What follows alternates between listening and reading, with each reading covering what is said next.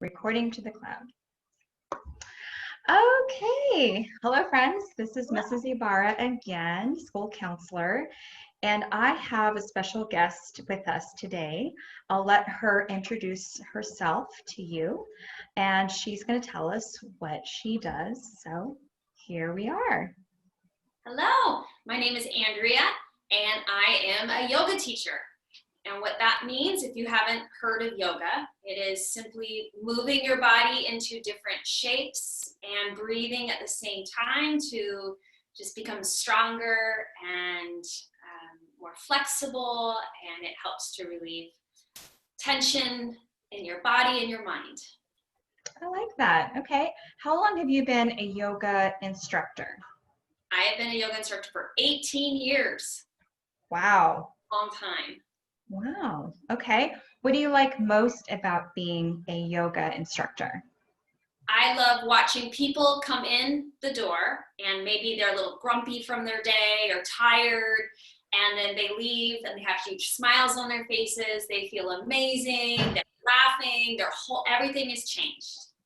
Nice.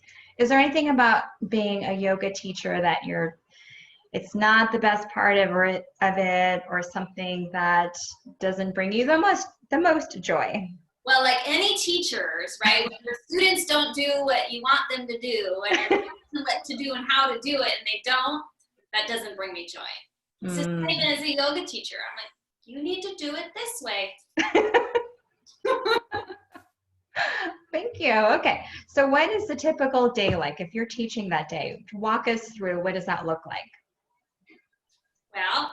Well, depends on what time my classes are. Sometimes they're really early. Sometimes they teach classes that start at 6 a.m. So I have to wake up.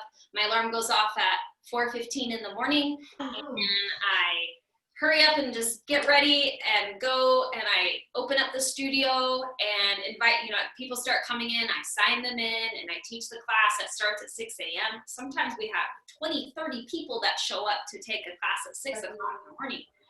And then I teach that class, maybe 60 minutes, maybe 90 minutes of an hour or an hour and a half of yoga.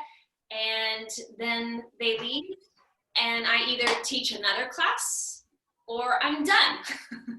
Sometimes my classes are in the evening, so I'll have all day to do what I need to do, for me. And then I'll go in the evening and teach my classes, an hour or an hour and a half classes. I don't usually teach more than 3 classes a day. Okay. Oh, okay. Okay. And if someone wants to be a yoga instructor, what skills do they need, and what training or classes, right? You can't just show up to a studio and say, I want to be a yoga teacher. Right. Can you explain that? There are a lot of different teacher training programs out there that will teach you how to teach the postures or the poses, whichever is, whether it's eagle pose and the correct way to do that. So teaching the posture, teaching you how to teach the posture so that the students who are doing it can understand it and won't get hurt doing it. Mm-hmm. We also have to go through and learn about the body, right? The muscles and organs and joints and tendons and everything that are being affected, and the systems of the body that are being affected from the postures and what each posture is doing. So teacher training program, there's lots of them out there, different kinds, sometimes they take 200 hours or 500 hours, so it can take weeks or months or years to do a teacher training program. There's all kinds. Okay. Well, I have a guest. Are you interested in meeting my guest? Yes. Okay. It's a student named Charlie. All right, so here's Charlie. Hi, Charlie. Well, he's a little shy. Okay. And yeah, so he worries a lot. And so he was worried about coming on video and what he would sound like and what he would say. So I work with Charlie from time to time about just being in the moment, taking a deep breath, having some positive things to say to himself. And so little by little, he's learning to relax and relaxing more and worrying less. So I was hoping, being a yoga teacher, is there a breathing exercise that you'd be willing to show Charlie and me? Does that sound okay, Charlie? Yeah. Okay. So we're ready to learn. Okay, one of the best things you can do for anxiety and anything you're going through is deep breathing. So this is a good thing to learn. I'm going to show you a breath that is a count. It's a long breath. You're going to inhale in through the nose and count to 4.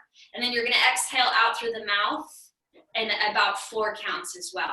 But if you put your hands on your belly, deep belly breathing is one of the best things you can do every day. Do it in the morning, do it when you're feeling anxious. Okay, so you're going to inhale through the nose like this. This is my dog, Brooklyn. Inhale. Hold it for a moment, maybe. Exhale. Out through the mouth. Inhale in through the nose.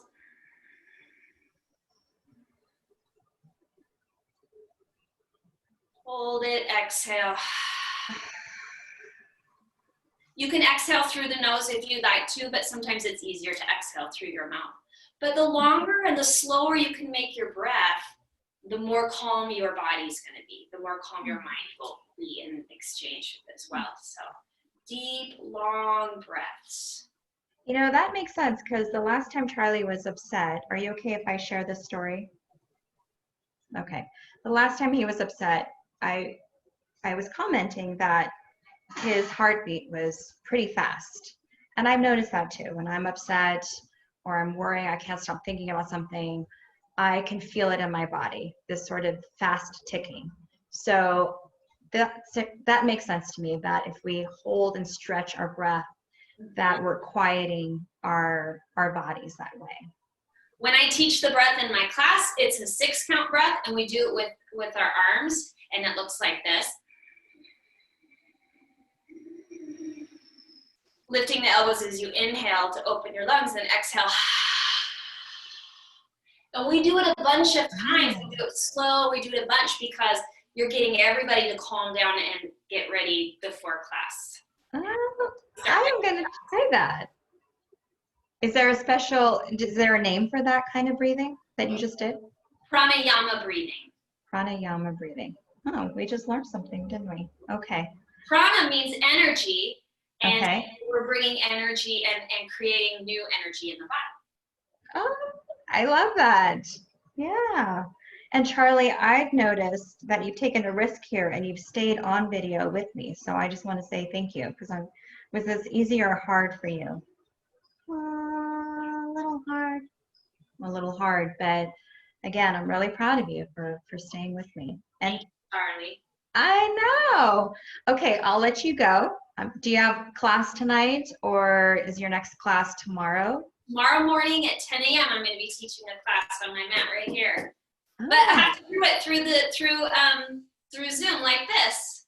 Oh, so you're learning how to connect with others on the computer. Yes. Yeah. Yeah. We've been talking about that too, because that's how he's doing his school. Mm-hmm. Yeah. And sometimes it's easy, sometimes it's hard, but we're getting through it. I agree. Well, thank you, Miss Andrea. It was so nice to meet you. Thanks, everyone. Thanks, Charlie. Namaste. Oh, namaste. That's right.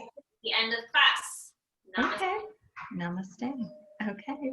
All right. Thank you very much, Andrea. Have a great day. You too. Bye-bye. Bye. Okay, I stopped recording. Oh, wait. Did I? Nope.